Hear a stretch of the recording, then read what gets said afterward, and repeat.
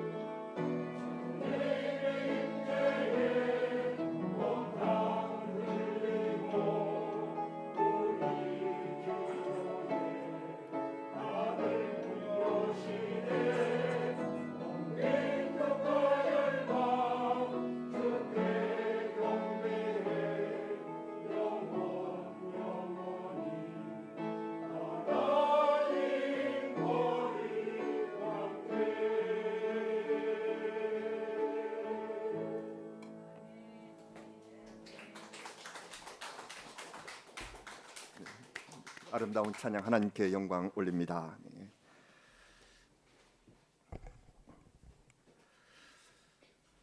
오늘 말씀 제목에서 좀 의아한 느낌을 받으실 것 같습니다.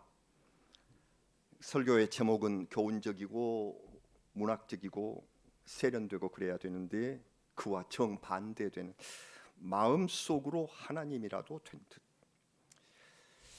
이 제목은 오늘 우리 같이 읽으신 본문에서 두 번 나오는 바 내 마음이 하나님 마음 같은 채 했다. 이 구절이 두 번 나오는데요. 이것을 풀이한 말입니다. 두로의 왕이 하나님 앞에 교만했다는 표현을 썼는데 이 성경의 원어인 이 히브리어를 번역하기를 킹 제임스 성경은 이 왕이 자기가 자기 마음을 하나님 마음처럼 정했다 이렇게 번역을 합니다. 자기가 제 마음을 하나님 마음과 같다 이렇게 정한 거다. 이게 이제 킹 제임스 성경 번역이고요. 우리말 새번역 성경은 마음속으로 하나님이라도 된 듯 우쭐댔다 이렇게 번역을 했습니다. 그래서 오늘 하나님 말씀의 제목은 우리말 새번역 성경을 옮겨서 마음의 교만이 극치에 이른 상태, 마음속으로 하나님이라도 된 듯 우쭐댔던 사람에 대한 이 상태를 제목으로 삼습니다. 성도 여러분, 우리는 알고 있습니다. 하나님께서 가장 싫어하시는 것이 인간의 교만이라는 사실을. 우리는 조심스럽게 이런 질문을 하는데, 우리 인간은 누구나 자존심을 가지고 있는데 이 자존심과 교만은 어떻게 다릅니까? 하는 질문을 받습니다. 자존심이란 남에게 굽히지 않고 스스로 자기 품위를 높이고 지킨다. 이게 자존심입니다. 자존심 없이 사신 분은 없습니다. 속어로 존심, 그게 내 존심이야. 존심 없이 사는 사람이 없습니다.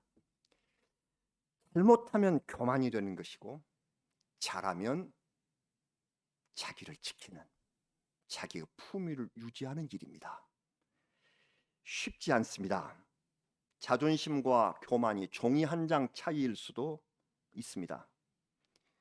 우리가 잘 쓰는 영어 단어인 pride, 내 프라이드가 있지. 이 프라이드라는 단어도 자존심과 오만이라는 의미를 아울러 다 담고 있습니다. 내가 굽히지 않고 내 품위를 높이려고 한다면 나는 교만한 사람이 되지 않을까 걱정도 생깁니다. 자존심마저 다 없애야 하나님께서 기뻐하신단 말인가 하는 질문을 해봅니다. 저는 학교에 다닐 적에 월요일 아침이면 의뢰 운동장에 모여서 조회를 하고 교장 선생님의 긴 훈화, 어쩌면 그렇게 길게 하시는지 우리 교장 선생님 훈화를 듣는 것으로 한 주를 시작을 했습니다. 지금도 생생합니다. 교장 선생님 꼭 제군들이라고 말씀하니 제군들 긍지를 가져야 한다. 대한민국 국민이라는 긍지, 배우는 학생이라는 자긍심을 잃어서는 안 된다. 제군들 주로 그렇게 하셨는데 그때 그 교장 선생님도 강조하듯이 긍지, 자존심, 자긍심, 내 능력을 믿음으로써 갖게 되는 자랑스러운 마음, 이걸 가지라고 그렇게 교육을 합니다. 자기 스스로 품위 그 가치를 지니지 못하면 인간일 수 없습니다. 그래서 심리학에도 매우 중요하게 여기는 self-esteem, 자기 존중. 자기 존중이 없으면 존재할 수 없다. 자기 존중감. 그런데 우리는 여기서 갈림길이 있습니다. 내 능력을 믿음으로써 갖게 되는 마음이 자존심인데 믿음으로써 여기가 갈림길입니다. 내 능력만을 믿고 내 능력이 최고다. 내 능력은 누가 남이 꺾을 수가 없다 하는 것을 믿게 되는 그 마음이 발전하면 교만이 되는 것이고, 내 능력을 믿음으로써 이 믿음을 나를 만드신 하나님께서 주신 은혜다, 이렇게 생각할 때에 교만의 길을 막게 되는, 하나님이 그토록 원하시는 겸손의 길로 향할 수 있는 갈림이 된다 하는 것입니다. 여러분, 내 자긍심, 나를 지키는 이 셀프 이스템, 이 위에 세상의 지혜가 더해지고 재물이 더 쌓여지고 내가 세상에 한 위치를 차지하게 되면은 아집과 독선이 우리 마음속에 생겨납니다. 무엇이든 내가 하는 것이 옳다는 믿음, 자기 도취적인 믿음으로 채워집니다. 자존심이 바뀌어서 자기를 과대평가하게 되는 자만심으로 변질됩니다. 이 자만심이 결국 오만과 교만과 거만을 불러옵니다. 심리적 우월감으로 젖어 있는 현상을 교만이라고 하고 그 교만을 겉모양으로 드러내는 것을 거만하다고 말합니다. 하나님과 점점 멀어지고 있는 모습입니다. 오만한 내 마음의 자리에는 하나님이 계실 곳이 없습니다. 자기가 벌써 스스로 하나님처럼 하나님과 같이 되어버렸기 때문에 그 속에 하나님을 모실 자리가 없습니다. 우리 생각해 봅니다. 인간의 근본적인 죄악, 그래서 그로 일어나는 근본적인 슬픔이 무엇이었을까? 우리가 잘 알고 있는 성경입니다. 창세기 3장 4절과 5절입니다. 우리가 시작된 그 불행 같이 봉독하겠습니다. 뱀이 여자에게 이르되 너희가 결코 죽지 아니하리라. 너희가 그것을 먹는 날에는 너희 눈이 밝아져 하나님과 같이 되어 선악을 알 줄 하나님이 아심이니라. 유혹하는 뱀 사탄은 분명하게 말했습니다. 무엇이라고요? 너희가 하나님과 같이 되어 너희가 하나님과 같이 될 수 있다. 이것이 인간의 마음속에 도사린 교만입니다. 오늘 본문 말씀에는 이미 마음속으로 하나님이라도 된 듯한 사람의 모습이 있습니다. 우리의 마음도 이와 같지 않은지 생각하면서 오늘 하나님의 말씀을 우리 함께 살펴보기로 하겠습니다. 오늘 우리 봉독한 에스겔서에 나온 그 교만한 사람이 두로 왕입니다. 역사에서 이 왕을 이토바알 2세라고 합니다. 자신을 신격화했었던 군주입니다. 오늘 성경에도 나왔죠. 내가 신이라, 내가 하나님의 자리 곧 바닥 가운데에 앉아있다. 오늘 말씀이 그렇게 나와 있습니다. 과시했습니다. 우리는 성경을 보면 애굽이라든지 바벨론이라든지 이 큰 나라 같은 이 강국이 위세를 떨쳤다는 말들은 잘 찾을 수 있는데 두로, 조그마한 도시국가에 불과했었던 두로가 무엇을 믿고 이토록 큰 소리를 쳤을까요? 에스겔에서는 26장, 27장, 28장 무려 3장에 걸쳐서 두로가 받을 심판, 두로의 죄악을 적시하고 있습니다. 이 작은 나라가 무엇이 그렇게 잘못했기에 성경을 3장이나 사용하면서 하나님의 심판을 예고하였을까요? 두로의 죄는 갑자기 부자가 된 다음에 생겨난 교만이었습니다. 두로는 지도를 보시면 지금의 레바논 남쪽의 지중해 연안에 면한 항구 도시입니다. 티레라고 불러왔고요. 라틴어로는 티루스, 성경 용어로서는 두로라고 합니다. 그로부터 이 북쪽에 약 40km에 또 한 항구가 있는데요. 그 항구의 이름은 시돈입니다. 그래서 이 성경에서는 늘 두로와 시돈 그렇게 합하여 말합니다. 양쪽 다 이 페니키아 사람들이 건설한 도시이기 때문에 비슷한 사람들이 살고 있었던 한 40km 떨어진 두 도시예요. 예수님께서도 이 지역에 전도 여행을 가신 일이 있습니다. 예수님은 살아생전에 외국 여행 한 번 가셨는데 그때 그 두로와 시돈으로 가셨단 말이에요. 가셔서 놀고 쉬지도 못하시고 거기서 또 사람들을 고치셨는데 그 지역 여인의 귀신 들린 딸을 고쳐주셨습니다. 그 여인이 믿음으로 고백했기 때문이죠. 이방인인 우리들도 상에서 떨어지는 부스러기를 먹나이다. 신앙 고백을 했죠. 그래서 믿음의 고백을 하고 딸을 고친 그 지역 두로와 시돈. 우상이 심했습니다. 미신이 심했습니다. 왕의 이름에도 아까 이토바알 2세 그랬는데 바알이 들어갈 만큼 바알과 아세라 우상이 성행한 곳입니다. 저 위쪽 그 시돈 출신 아합 왕의 왕비가 된 사람이 그 유명한 이세벨이에요. 시돈 출신입니다. 아무튼 이 작은 나라 두로가 부유하게 된 것은 그 당시에 해상 무역이 활발해졌어요. 배를 타고 나가서 장사하는. 그래서 두로가 부자가 됩니다. 에스겔 27장 33절 말씀을 읽어봅니다. 이렇게 해서 부자가 되었습니다. 같이 봉독합니다. 내 물품을 바다로 실어낼 때에 내가 여러 백성을 풍족하게 하였으며 내 재물과 무역품이 많음으로 세상 왕들을 풍부하게 하였었도다. 부자 됐네요. 두로 백성이 배를 잘 만들어요. 배를 건조해서 서쪽으로는 다시스까지 갔다. 스페인입니다. 그리고 동쪽으로는 하란, 메소포타미아 지방까지 무역을 했습니다. 활발해지고 돈을 벌게 되자 바다 가운데가 자기 땅이고 그 왕은 하나님의 자리에 앉았다는 교만이 싹트게 되었습니다. 그래서 이 두로의 모습이 한 척의 배로 표현되어 있습니다. 성경은 마치 현대판 타이타닉호를 연상케 합니다. 지난 수요일 우리 같이 예배드리고 성경 공부하신 우리 성도님들과 같이 살펴보셨습니다마는 두로는 어쩌면 지금 현대판 타이타닉호가 아니었을까.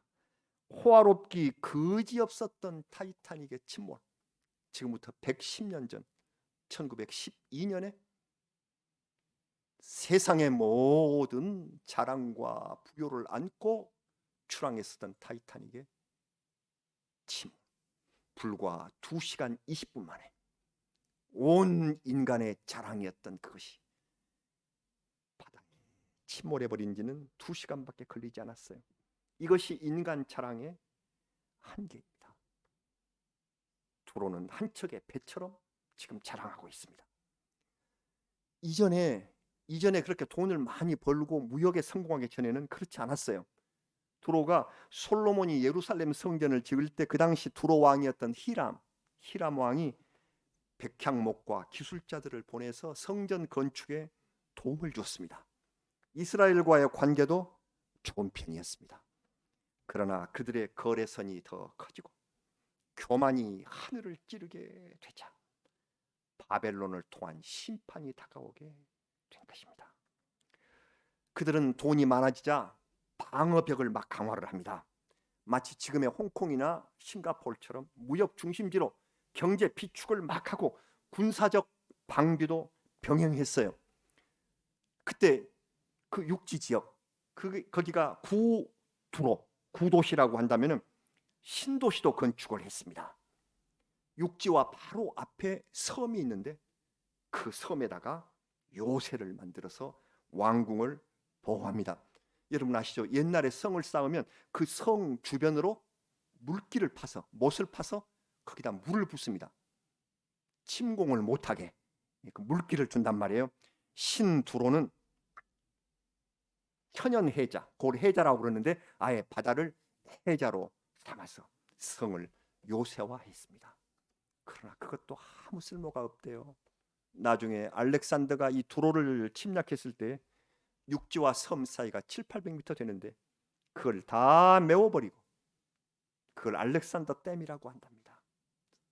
그걸 다 메워버리고 두로를 망하게 만들었어요. 여러분 지금 두로 왕과 백성은 스스로 지혜와 총명이 최고라고 생각합니다. 바다를 누비면서 금과 은을 벌어들입니다. 그러자 교만이 하늘까지 차올랐습니다. 누가 감히 나를 함부로 대할 수 있단 말인가? 마음속으로 하나님이라도 된 듯 교만하게 변했다고 성경이 말씀하고 있습니다. 성도 여러분, 우리 삶에서 교만을 부르는 요소가 무엇일까요? 성경이 답을 주셨네요. 오늘 말씀 속에 2가지라고 하였습니다. 먼저 지혜를 얻게 되면, 지혜가 좀 생겨나면 내가 깨닫지 못할 것이 없다 하면서 교만해진다고. 그리고 2번째로는 재물을 얻으면 금과 은이 곳간에 저축되어 있음을 자랑하면서 교만하게 된다고. 그렇습니다. 지혜와 재물이 나를 교만하게 합니다. 하나님께로부터 멀어지게 합니다. 두로 왕은 아까 우리 성경을 읽으니까 자기가 다니엘보다 지혜롭다고 자랑했다. 그렇게 나오지 않습니까? 다니엘보다 지혜롭다. 우리가 지혜의 화신이라고 하면은 솔로몬일 텐데, 이때는 솔로몬이 이미 과거의 사람이 됐고 그 당시 근동 지역을 휩쓸던 지혜의 사람이 곧 다니엘이었습니다. 우리가 아시는 대로 다니엘은 어릴 적에 바벨론으로 잡혀갔습니다. 그러나 포로된 어린 다니엘은 왕궁에서 학문과 언어를 연마해서 놀랍게도 모든 서적에 다 통달했다. 더군다나 하나님께서 환상과 꿈을 깨달아 아는 능력을 다니엘에게 주셨다. 그래서 바벨론 왕이었던 느부갓네살, 그의 아들 벨사살 왕의 인정을 받아서 바벨론 총리가 3명인데 그 가운데 하나가 되는, 포로로 잡혀온 어린 소년이 3명의 총리 가운데 하나가 되는 최고위직에 올랐습니다. 이만하면 다니엘은 온 세상에 자기의 지혜와 권세를 자랑할 만한데, 그러나 다니엘은 지혜의 근원이신 하나님께 겸손한 마음과 자세를 잃지 않습니다. 그것이 바로 다니엘의 진정한 모습. 이때 이런 일이 있었죠. 왕 이외에 어느 누구에게도 30일 동안 구해서는 안 된다, 기도해서는 안 된다 하는 조서가 내려왔는데, 이때 다니엘은 이때가 더욱 하나님께 매달릴 기회다 하고 생각하면서 하나님을 섬겼다. 다니엘 6장 10절에 이런 말씀이 있습니다. 우리 같이 봉독하실까요? 다니엘이 이 조서에 왕의 도장이 찍힌 것을 알고도 자기 집에 돌아가서는 윗방에 올라가 예루살렘으로 향한 창문을 열고 전에 하던 대로 하루 3번씩 무릎을 꿇고 기도하며 그의 하나님께 감사하였더라. 아멘. 늘 하던 대로 성전을 향하여 창문을 열고 하루 3번씩 무릎 꿇고 기도하는 그 자랑할 만한 사람 다니엘이 이렇게 겸손하게 하나님을 떠나지 않더라. 여러분, 우리는 지혜와 지식을 쌓기 위해서 열심히 노력합니다. 하지만 세상의 지식 쌓기에 집중한 뒤에 어떤 지위에 오르면 교만해지고 맙니다. 사법고시에 합격해서 검사가 된 사람들, 자기도 모른 사이에 오만이 하늘을 찌르게 됩니다. 지식을 쌓아서 전문직에 오른 사람들, 이 사람들의 오만으로 인하여 나라가 시끄럽습니다. 어린 학생들의 부정한 대학 진학을 위해서 돈을 받고 리서치를 대신 작성해 주는 사람들이 있다고 우리는 보도를 봅니다. 세상에 200만 원이면 연구 논문을 만들어 준다니. 그래서 그 논문으로 자기 리서치라고 그걸 대학에 제출해서 입학허가를 따낸다고 하다니. 지혜를 이렇게 타락시키다니. 지혜란 여호와를 경외하는 데서 얻는 영혼의 은총이라고 하였습니다. 그런 지혜를 이렇게 헐값에 사고 팔아요. 다니엘처럼 기도와 감사 속에서 지혜는 능력이 되어갑니다. 그러므로 이 다니엘의 지혜는 교만할 수가 없었어요. 그 많은 지혜를 받고도 겸손할 수 있는 이 진정한 지혜는 하나님께 겸손함으로 완성된다는 사실을 알고, 지혜가 하나둘 우리의 뇌리에 마음에 쌓일 때마다 더욱 겸손의 길로 갈 수 있는 이 사람이 되라고 하나님께서 이렇게 말씀을 하십니다. 지혜와 더불어 내 삶에 교만을 불러오는 것이 재물이라고 했습니다. 에스겔 시대에 지혜는 다니엘, 그리고 재물은 욥이 대표적인 모델이었던 것 같습니다. 우리 에스겔서를 읽다가 이거 기억하시죠? 3사람의 의인이 강조되었던 사실을 우리가 기억합니다. 에스겔 14장 14절에 있고 그 뒤에 한 번 더 있었는데요. 에스겔 14장 14절 말씀을 한번 다시 읽어보실까요? 비록 노아, 다니엘, 욥 이 세 사람이 거기에 있을지라도 그들은 자기의 공의로 자기의 생명만 건지리라. 나 주 여호와의 말이니라. 아멘. 지금 여기 내용은 구원은 개인적이고 자신의 의로만 구원을 받는다는 것을 강조한 말씀이었어요. 그런데 거기에 언급된 세 사람의 의인이 대표적, 많은 사람들이 다 인정하는 누구요? 노아, 다니엘, 욥. 그래서 노아는 당대의 완전한 의인이었고, 다니엘은 지혜로운 의인이었고, 그리고 욥은 재물의 복을 받은 의인이었습니다. 그래서 재물하면은 욥이 생각나요. 사탄이 시기하면서 욥이 하나님을 경외하는 까닭은 하나님께서 그의 집과 그의 소유물을 다 울타리로 둘러서 지켜주시니까 그렇지, 그것만 하나님께서 떼어내시면 금방 하나님을 배반합니다. 그래서 시험하기 시작하지 않습니까? 욥이 삽시간에 자녀들을 잃었고 넘쳐나던 재물을 모두 잃어버렸습니다. 재물이 하나님이 아니었어요.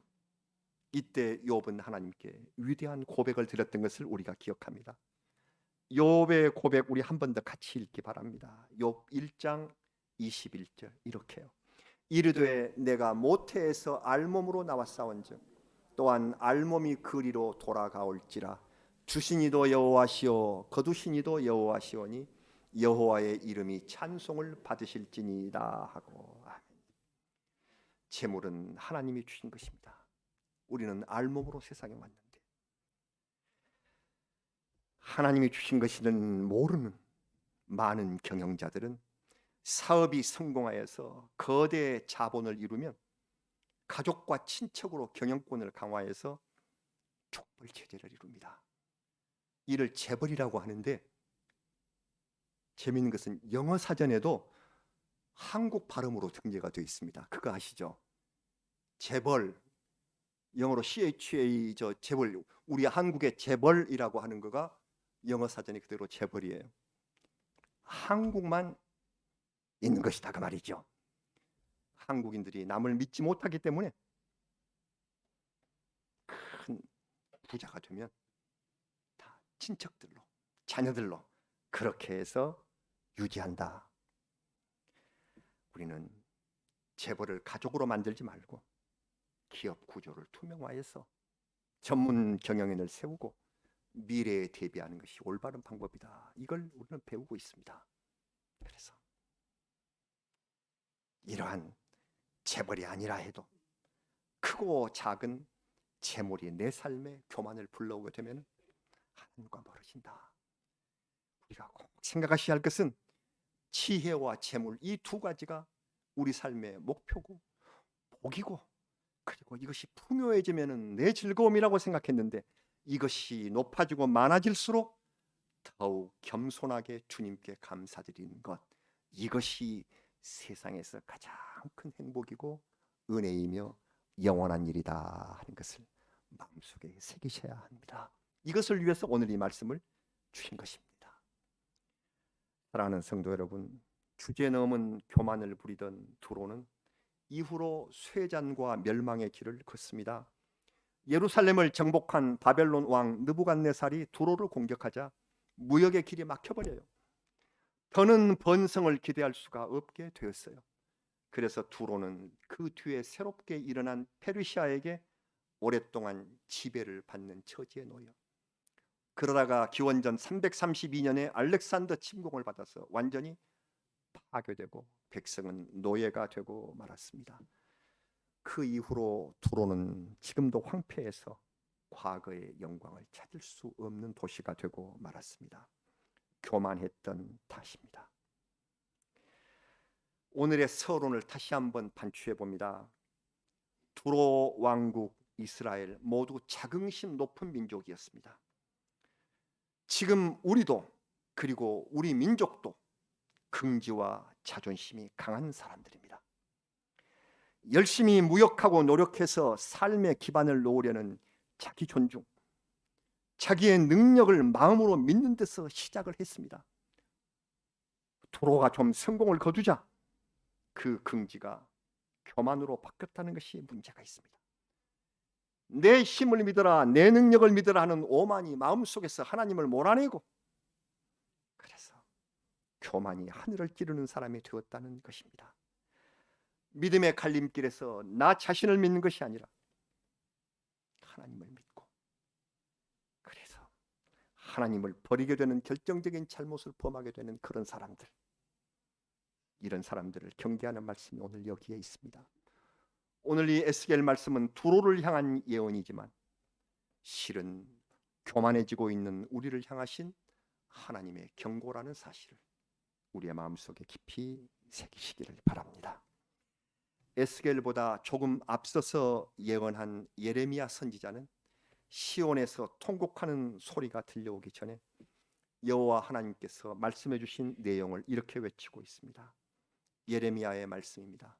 오늘 마지막으로 예레미야 말씀을 우리 함께 봉독하시겠습니다. 예레미야 9장 23절과 24절 말씀입니다. 같이 봉독하시겠습니다. 여호와께서 이와 같이 말씀하시되 지혜로운 자는 그의 지혜를 자랑하지 말라. 용사는 그의 용맹을 자랑하지 말라. 부자는 그의 부함을 자랑하지 말라. 자랑하는 자는 이것으로 자랑할지니 곧 명철하여 나를 아는 것과 나 여호와는 사랑과 정의와 공의를 땅에 행하는 자인 줄 깨닫는 것이라. 아멘. 지혜와 용맹과 재물을 자랑하지 말고, 그것은 하나님께서 내게 주셨다가 곧 없어지고 사라지고 말 것. 영원한 것은 하나님의 사랑과 의를 깨달으라고 하십니다. 우리는 이 말씀을 알고 있습니다. 의인의 삶에 교만은 없는 것이며, 그 교만 대신에 하나님의 사랑과 의를 깨닫고 사는 삶, 이것처럼 아름답고 영원한 삶은 없습니다. 오늘 두로 왕을 통하여 우리에게 주신 지혜와 교만을 버리고 하나님의 사랑과 의를 겸손히 깨닫기를 마음속에 원하는 성도 여러분께 우리 하나님께서 그 사랑 주시고 우리의 자존을 지키게 하시고 우리의 믿음을 영원토록 꽃피울 수 있게 성령님으로 역사해 주실 줄로 믿습니다. 아멘. 우리 함께 기도드리겠습니다. 아버지 하나님, 자칫하면 교만하기 쉬운 저희들을 용서하여 주시옵소서. 아주 작은 것을 얻었다고 해서 내 삶이 금방 교만으로 바뀌는 이러한 어리석음을 용서해 주시기를 바랍니다. 우리가 얻은 것이 무엇이었나 가만 생각하면 우리 하나님께서 주신 은혜였으며 하나님께서 거두시면 아무것도 없을 그러한 것을 우리가 얻었다고 교만했었던 삶을 반성하고 주님 앞에 뉘우칩니다. 회개의 고백을 드리옵나이다. 주님 용서하시고 우리의 삶을 아름답게 거두셔서 영원한 하나님의 의와 사랑을 깨닫고 사는 저희가 되게 하여 주시옵소서. 오늘 아버지 하나님의 귀한 전에 나와서 하나님 말씀을 듣고 찬송을 드린 모든 성도들이 겸허하고 겸손한 삶으로 하나님을 찬미하는 삶을 누리게 하여 주시고 우리가 있는 곳에 그리스도의 아름다운 향기가 풍기는 겸손하고 은혜로운 성령의 열매가 맺히게 하여 주시옵소서. 예수 그리스도의 이름으로 기도드리옵나이다. 아멘.